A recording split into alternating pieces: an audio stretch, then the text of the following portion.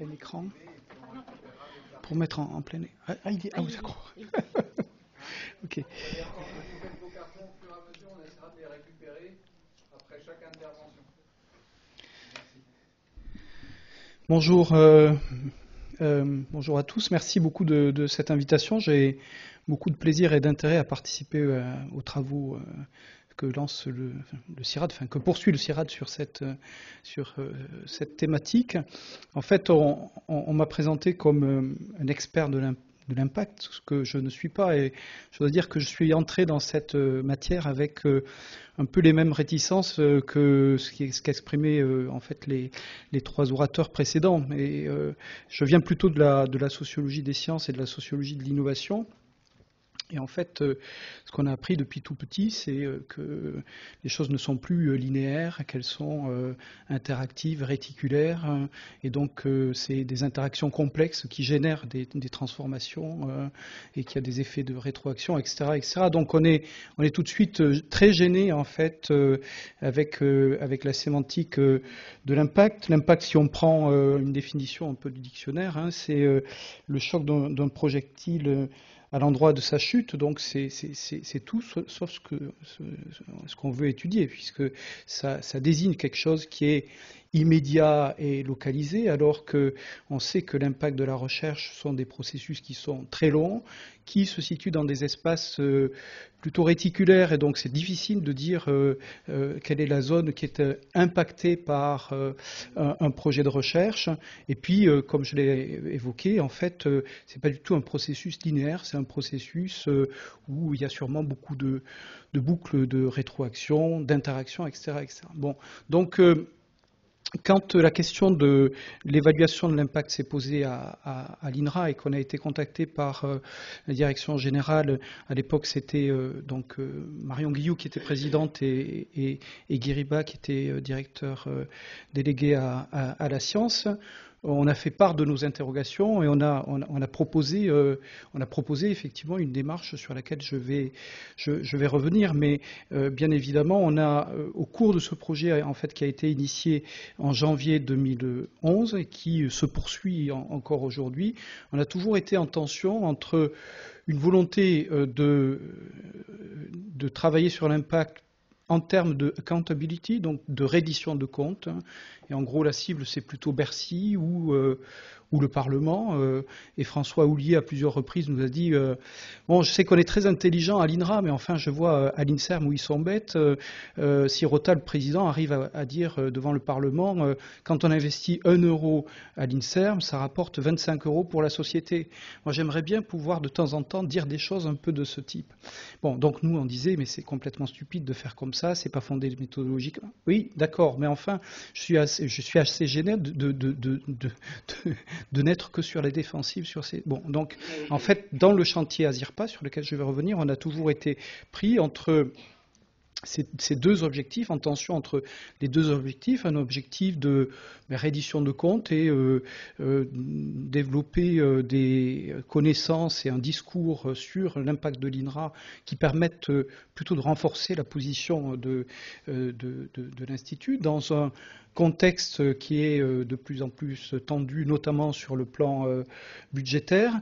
Et un autre objectif qui nous importait beaucoup plus, et c'est ce sur quoi a insisté Étienne dans son introduction, qui était un objectif plutôt d'apprentissage collectif. Et l'enjeu pour nous, l'enjeu du travail sur l'impact, c'est pas de rendre des comptes à la société, bien que ce soit très important de rendre des comptes en soi, mais sûrement pas avec le nombre d'or du type 1 euro donne X euros, mais l'enjeu prioritaire pour nous, c'était un enjeu d'apprentissage collectif. Et donc, et pourquoi l'apprentissage collectif? Parce que, évidemment, enfin c'est évident, mais il vaut mieux le dire, c'est un enjeu fort pour nos organismes d'augmenter leur impact. Je crois on croit qu'on peut apporter alors je ne qualifie pas ça plus maintenant, mais du bien à la société à partir effectivement des recherches, et qu'on a sûrement des marges de manœuvre, et ces marges de manœuvre,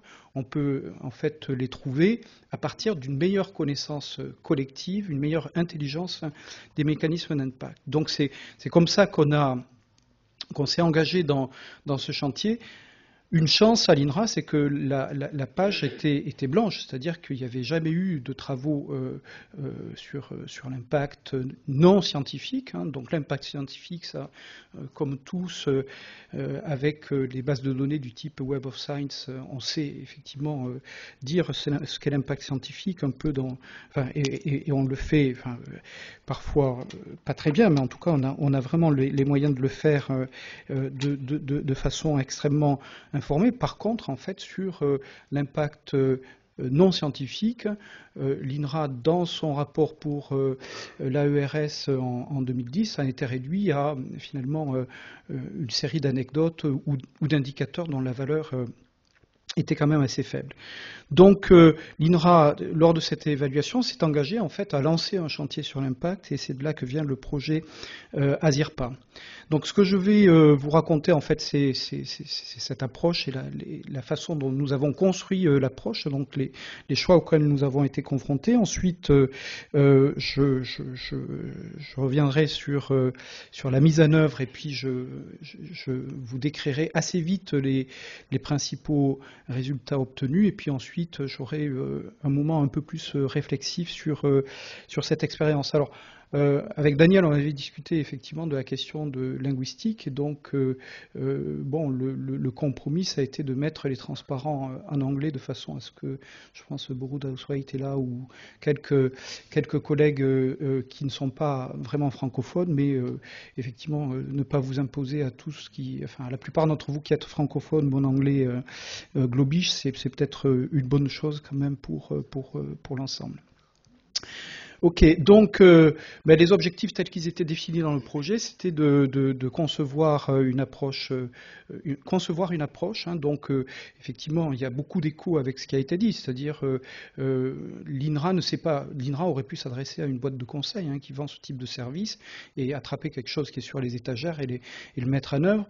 Le pari qui a été fait et qui est vraiment très, très proche de celui qui a été exprimé, c'est de dire en fait, bon, il y a beaucoup de choses sur l'impact, il y a une littérature qui est extrêmement abondante, sinon foisonnante, mais en fait là-dessus, il faut d'une part se faire une idée de ce qui existe dans la littérature, et à partir de cela, voir qu'est-ce qui est utilisable. Et effectivement, on ne va pas réinventer la roue, mais également qu'est-ce qui cloche dans ces trucs-là, et qu'est-ce qu'il faudrait améliorer de façon à développer une approche qui soit plus robuste. Donc l'idée, c'était vraiment pas de créer notre approche à nous avec une marque ASIRPA, c'était plutôt de dire, bon, il y a des choses qui sont réappropriables, mais il y a des endroits où sûrement il faut améliorer les choses. Donc ensuite, de mettre en œuvre cette approche en fait dans un pilote, et on a eu 2 ans en fait de phase pour la conception et le pilote, et dans la phase pilote, on a fait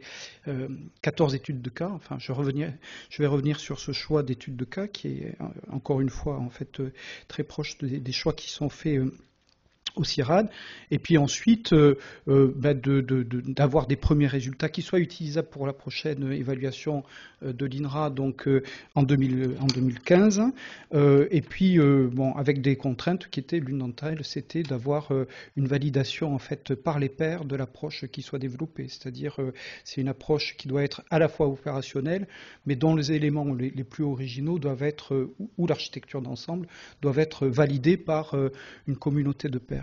Alors, en fait, vous avez vu ou vous n'avez pas vu dans la première diapo, en fait, c'est une opération qui a associé des chercheurs de l'INRA et des chercheurs de l'IFRIS, Institut francilien Recherche, Innovation, Société. On pourra revenir là-dessus, mais ce qui était très important pour nous, c'est qu'avec l'IFRIS, on avait une ouverture sur la communauté en fait, de chercheurs qui travaillent sur l'économie et la sociologie de l'innovation, tout domaine confondu. Et donc, on n'était pas centré du point de vue des approches sur l'agriculture, même si, évidemment, on a regardé avec attention ce qui se passait dans le domaine agricole. Et du coup, en fait, pour la validation, on a mis en place un conseil scientifique, et les membres de ce conseil scientifique, en fait, étaient, à part un, Jeremy Fox, qui est de l'université de Minnesota, n'était pas du tout spécialisé sur les questions agricoles. Juste pour citer les noms, il y avait Irving Feller, qui est à Pennsylvanie et qui a été responsable de la grosse opération d'évaluation du programme Advanced Technology donc du début des années 90. C'est au niveau international la plus grosse opération d'évaluation d'impact. Barry Mossman, qui est maintenant à Arizona State University et qui, lui, est spécialiste de l'économie et du management des organismes de recherche et qui a fait des travaux très intéressants dans la période récente sur la notion de Public Values of Science, et donc qui questionne les approches économistes, exclusivement économistes de l'évaluation de l'impact, et quelqu'un aussi comme Luc Georgiou, qui est vice-président de l'Université de Manchester et qui a beaucoup travaillé sur l'évaluation notamment des programmes européens. Bon, donc il y avait d'autres membres, mais je ne les cite pas pour aller vite. Simplement retenez cette idée. En fait, ce qui a été très important pour nous, c'est effectivement d'avoir un dialogue nourri, continu avec un conseil scientifique qui a permis effectivement de valider certains choix où on ne savait pas trop quand même où on allait. Il y avait des paris qui étaient importants et ça a été essentiel pour nous d'être dans ce dialogue permanent et bienveillant. Donc c'est de la peer evaluation, c'est pas de la peer review evaluation, mais il y a eu quand même un soutien très fort des pairs. Donc, sur la base de la revue de littérature, en fait, bon, les quelques éléments qui ressortaient, et ça a été encore une fois évoqué, c'est que l'impact, l'évaluation de l'impact de la recherche, jusqu'à présent, il est essentiellement économique et très très peu sur les autres dimensions. Donc on a vraiment un souci avec les dimensions qui sont sociales, politiques, environnementales, etc., où les méthodes d'évaluation sont beaucoup moins développées que ce qui existe en économie. Deuxièmement, la question de l'attribution. Donc comment effectivement faire un lien, par exemple, de cause à effet entre une recherche et une transformation observée. Chose d'autant plus difficile que les écosystèmes de la recherche se complexifient.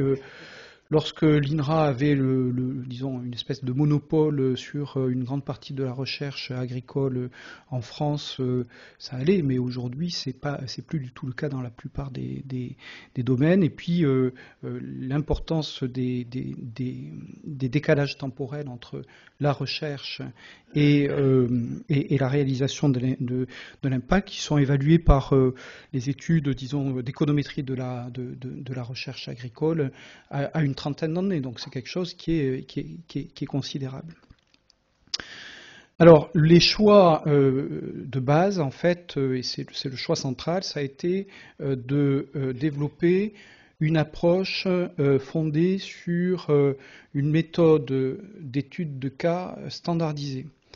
Bon, l'intérêt des études de cas, c'est que on peut être à un grain d'analyse, en fait, où on peut faire des analyses très contextuelles et processuelles et comprendre effectivement comment se passent les choses et pourquoi se passent les choses. Et quand on est dans une étude de cas, en général, on n'a pas trop de problèmes avec les causalités, parce qu'on voit bien effectivement quels sont les rôles des différents acteurs, et si on fait bien son travail, quand on a fini l'étude de cas, ben, en fait, on produit un récit qui est plus ou moins outillé, qui permet de dire, ben voilà, si je retirais cet acteur du système, il pourrait se passer ceci.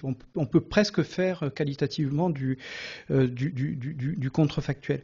Alors, ça conduit, je revenais, et c'est un élément qui est extrêmement important, en fait, à ne plus utiliser la notion d'attribution, mais à utiliser une notion de contribution. Hein.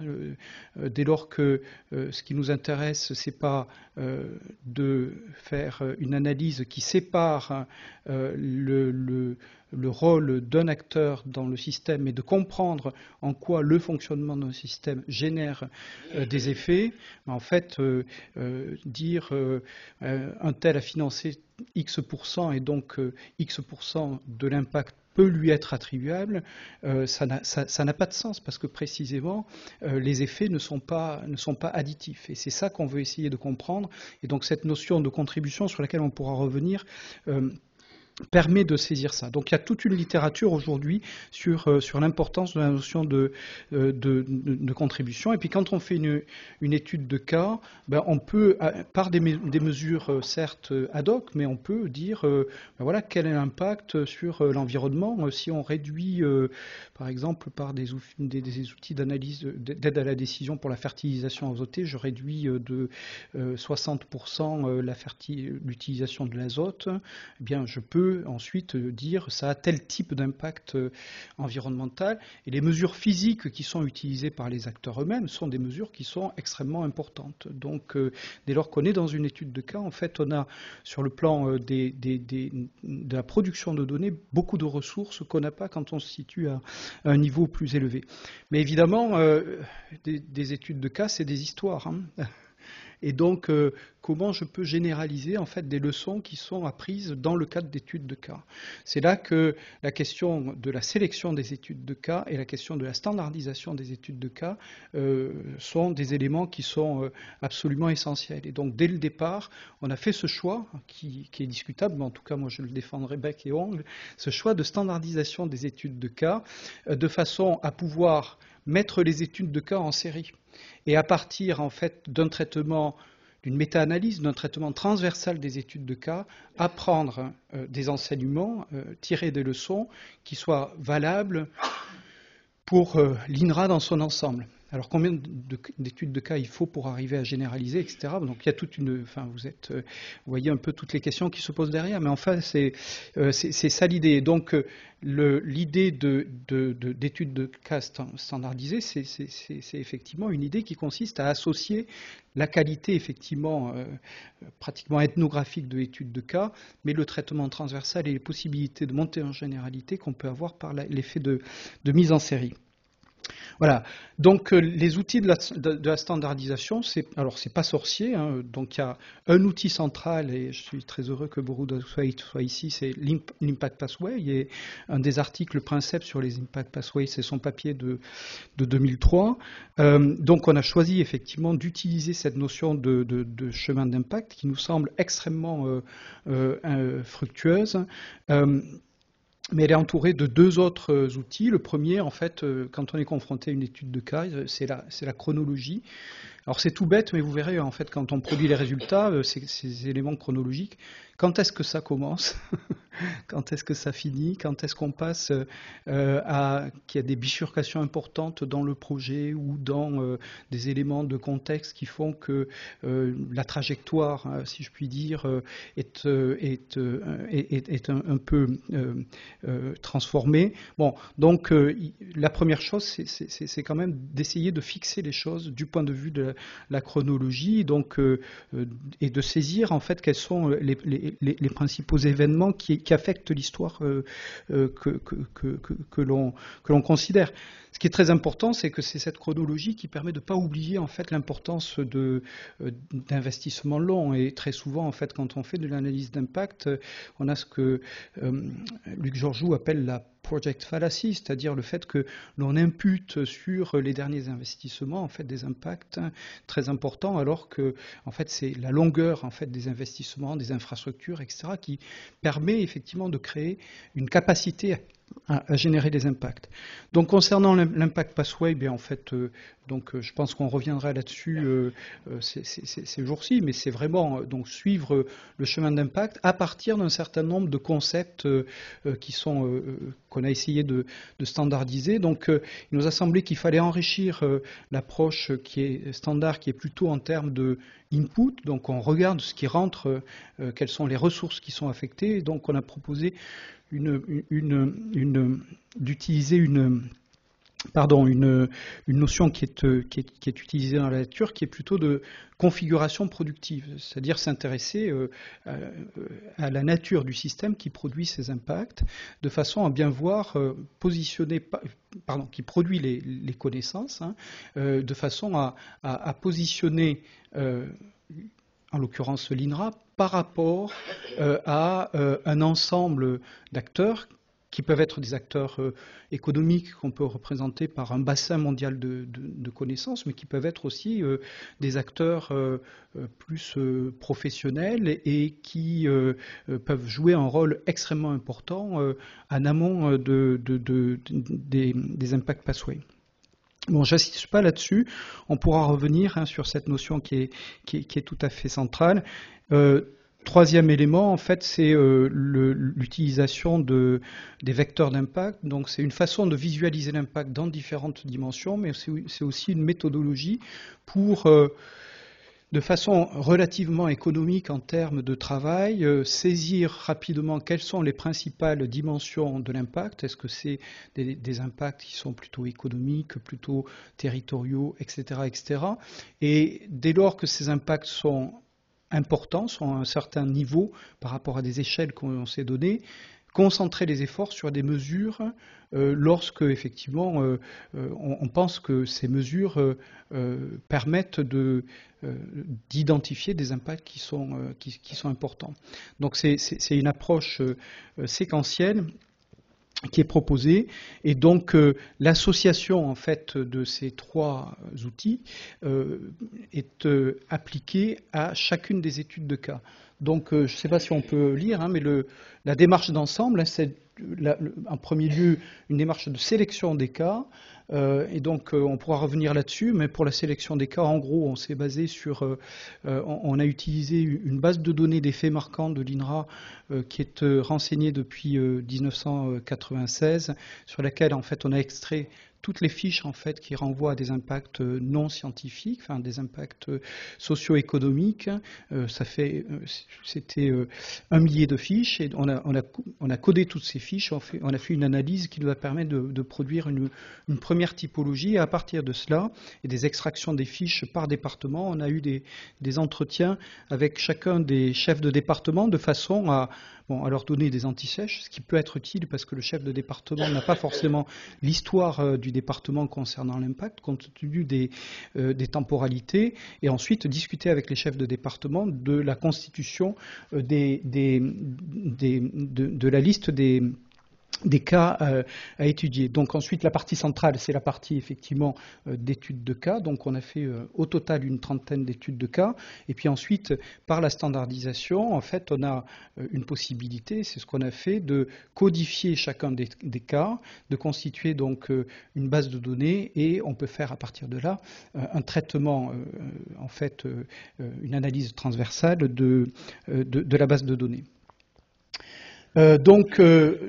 En pratique, donc, comme je l'ai indiqué, on a eu la phase pilote de 2011-2012, donc 2 ans. Ensuite, on a eu une phase d'expérimentation.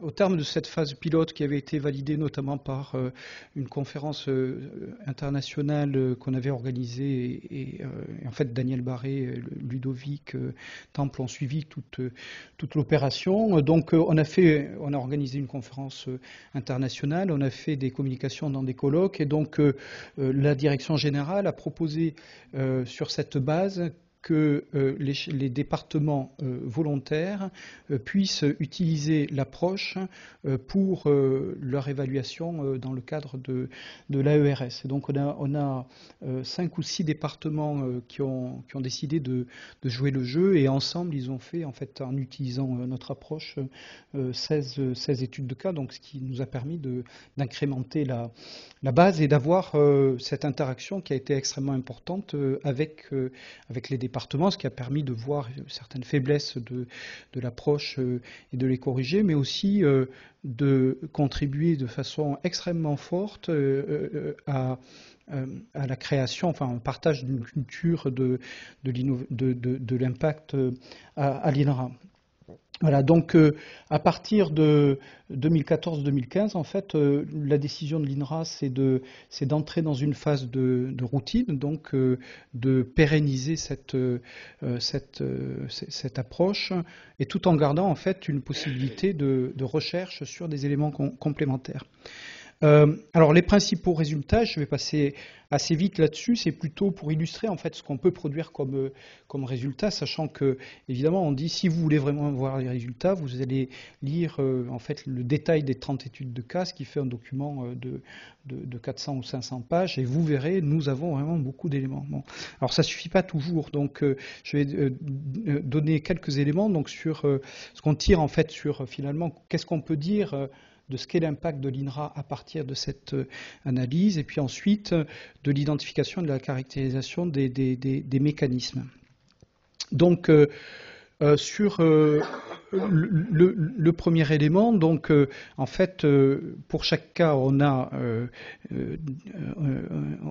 produit un vecteur d'impact, donc qui donne à chacune des dimensions une note de 1 à 5 selon un barème dont on pourra discuter, mais un barème qui vise à avoir une démarche, à construire un espace de comparabilité entre les cas, c'est assez simple pour l'impact économique, mais évidemment pour l'impact environnemental, ça peut être plus compliqué, selon que la cible soit l'eau, que ce soit l'air, que ce soit le sol, etc. Bon, ou la contribution au changement climatique, vous voyez bien qu'on a des difficultés, donc, et donc on a mis en place des démarches qui permettent de donner des notes. Donc, ce qu'on voit en fait, c'est que, et pour aller très vite, alors évidemment, on pourrait dire en fait, ce que ça met à l'évidence, c'est que l'impact il est faible en général. Si on prend l'impact 1 qui est la note 1 qui est le plus faible, bon, alors ça, il faut peut-être changer la présentation, mais c'est le fait que il est assez normal que tous les cas n'aient pas d'impact dans toutes les dimensions. Donc, évidemment, on se retrouve avec beaucoup de dimensions qui ont un score faible, donc c'est assez normal. Alors si on regarde plutôt les notes hautes, en fait, ce qu'on constate, c'est que les notes les plus fortes, et une note de 5 pour l'impact économique, c'est plus de 300 millions d'euros sur une période donnée, sachant que l'INRA en moyenne, le budget de l'INRA en moyenne sur la période d'analyse, c'est 600 millions d'euros, donc c'est quand même quelque chose qui est assez considérable par rapport au budget de l'INRA. Et donc on voit que l'impact économique joue un rôle important. C'est là qu'on a les notes élevées les plus fréquentes. Alors, on voit qu'on a des cas qui produisent de très gros impacts. Donc, il y a la sélection génomique bovine, essentiellement bovin-lait, la fertilisation azotée, mais aussi toute la fertilisation minérale, c'est considérable en fait.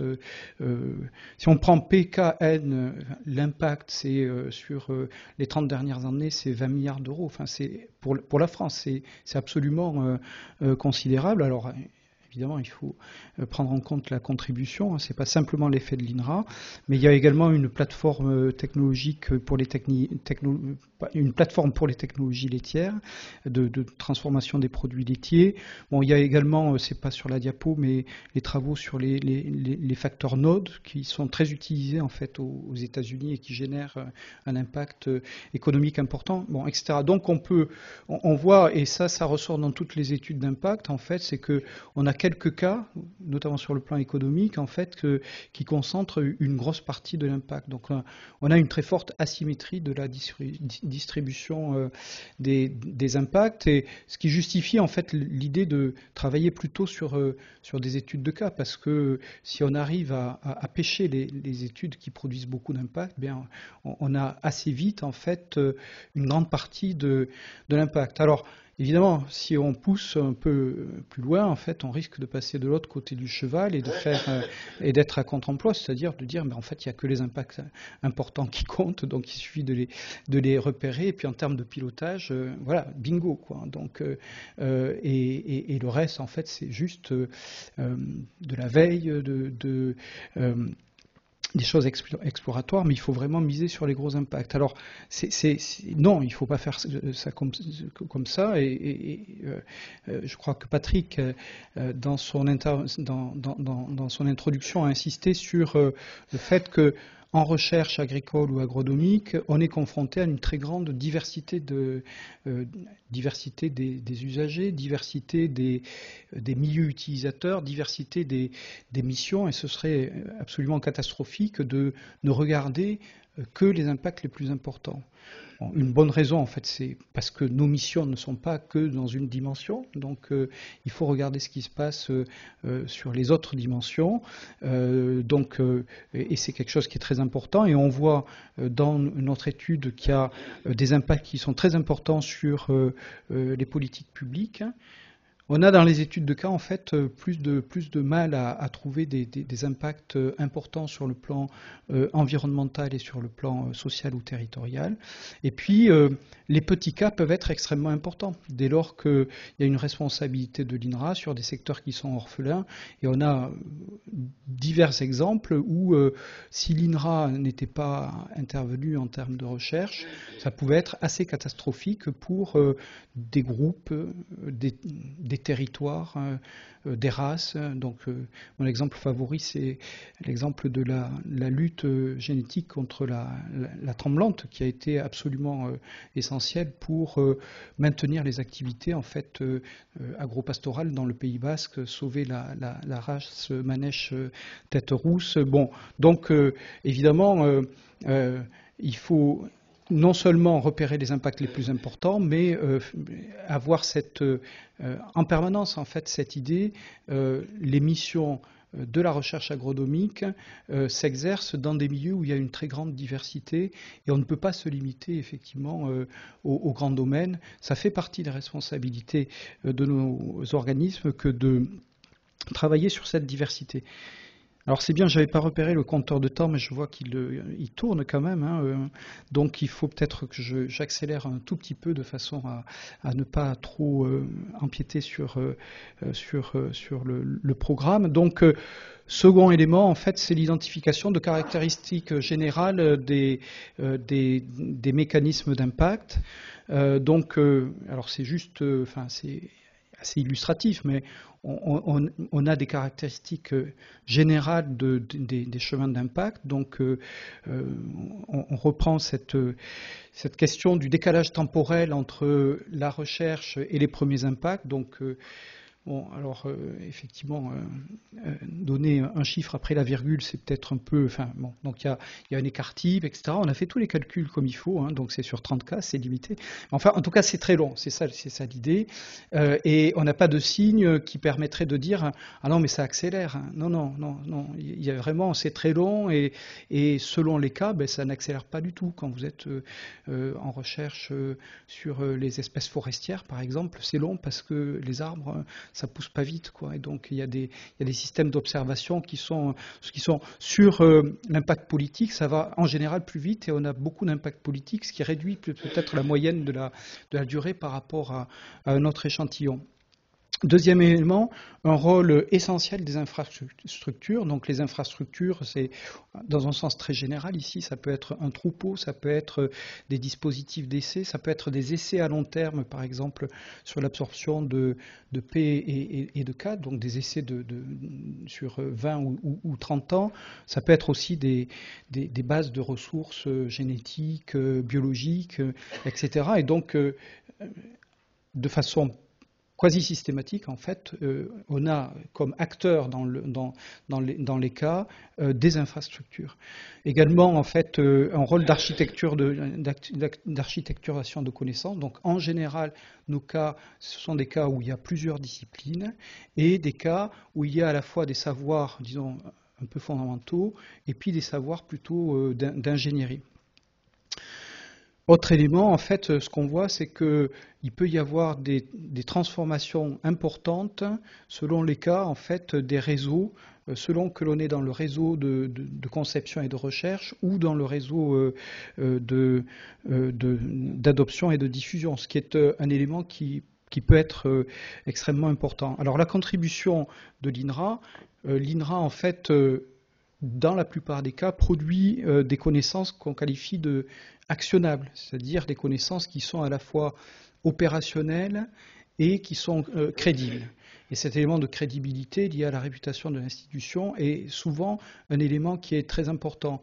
Donc ces connaissances actionnables s'appuient sur des connaissances qui sont fondamentales, produites par l'INRA ou non, mais la contribution de l'INRA et ce qui permet de générer de l'impact est très lié au fait que il y a une capacité d'incorporer ces connaissances dans des objets techniques, des modèles, des bases de données, des dispositifs techniques, et puis il y a cet élément de crédibilité.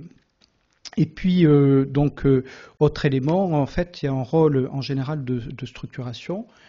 Évidemment en amont, donc il y a beaucoup de structuration des acteurs dans des groupements d'intérêt scientifiques, des RTM, etc. Donc il y a un état civil qui est absolument foisonnant de ce point de vue, mais également en aval, en fait, pour créer des chaînes de diffusion et renforcer les milieux d'utilisation de la recherche. Alors, à partir de là, un autre traitement qu'on a fait sur la base de données, c'est une typologie des chemins d'impact, et cette typologie, en fait, conduit à différencier en fait les cas selon que il y a, et c'est l'axe horizontal, il y a une coproduction de connaissances. Hein, donc dans les cas 1 et 2, donc à droite du graphique, les acteurs, les partenaires sont impliqués dans la production de connaissances, alors que dans les cas 3 et 4, ils ne le sont pas. Et l'axe vertical, en fait, exprime un degré de transformation en fait des milieux utilisateurs. Donc en bas, en fait, il n'y a pas trop de transformation, alors qu'en haut, il y a des transformations qui passent par des définitions nouvelles de produits, des changements de normes, des changements d'usage. Donc il y a une barrière de potentiel beaucoup plus importante du point de vue des milieux utilisateurs. Bon.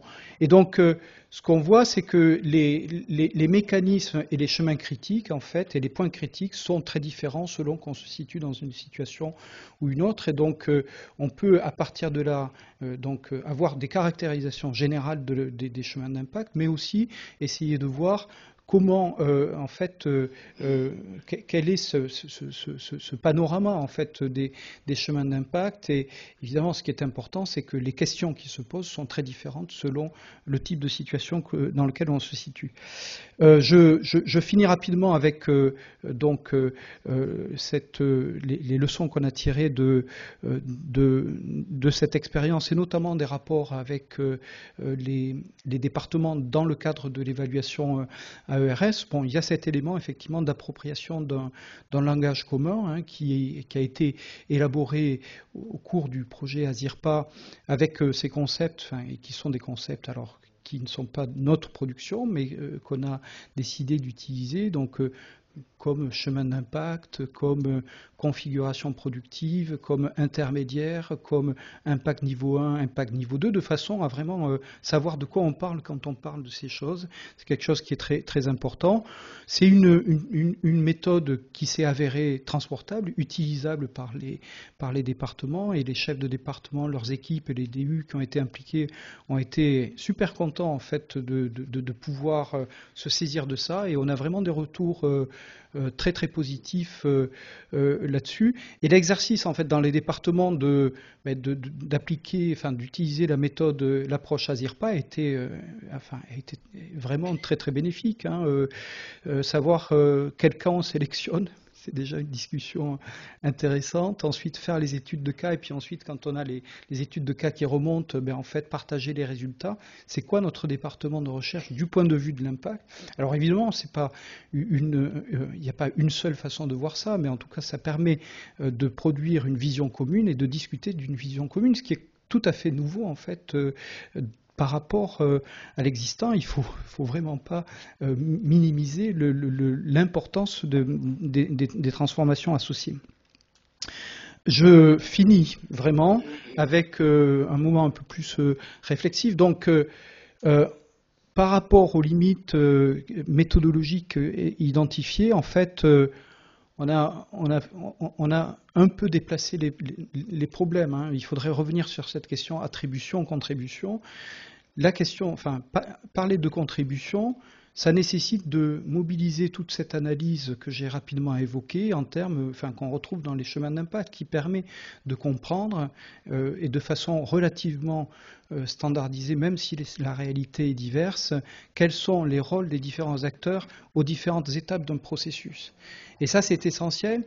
Et évidemment, quand on fait une étude en termes d'attribution, en fait, on n'a pas la même attention analytique à ces questions. Donc ça, d'une certaine façon, moi je dirais c'est assez libérateur, passer d'attribution à contribution. Simplement, on renonce au nombre d'or, si je puis dire, puisque précisément, on considère que ça n'a plus de sens de dire l'impact de l'INRA, c'est X% de l'impact de la transformation observée.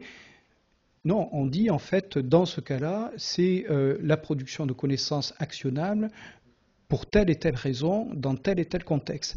Donc ensuite, l'idée qu'on peut dépasser effectivement les limites de l'impact économique avec notre idée de vecteur d'impact. Et puis en fait, quand on fait ces analyses, en fait, on apprend en fait sur des mécanismes dont on considère qu'ils sont généraux et d'une certaine façon atemporels. Donc ce qu'on apprend sur des vieux cas peut servir pour demain. Et également, on a des possibilités dans certains cas d'anticipation ou d'extrapolation, ce qui permet en fait d'analyser des cas qui sont récents, même si l'ensemble de l'impact n'est pas constitué. Voilà, donc l'approche ASIRPA, on peut dire qu'elle est assez bonne, disons, sur l'apprentissage. Et puis voilà, on est dans les prochaines étapes qui sont en cours et que vous avez sur cette dernière diapo. Merci pour votre attention.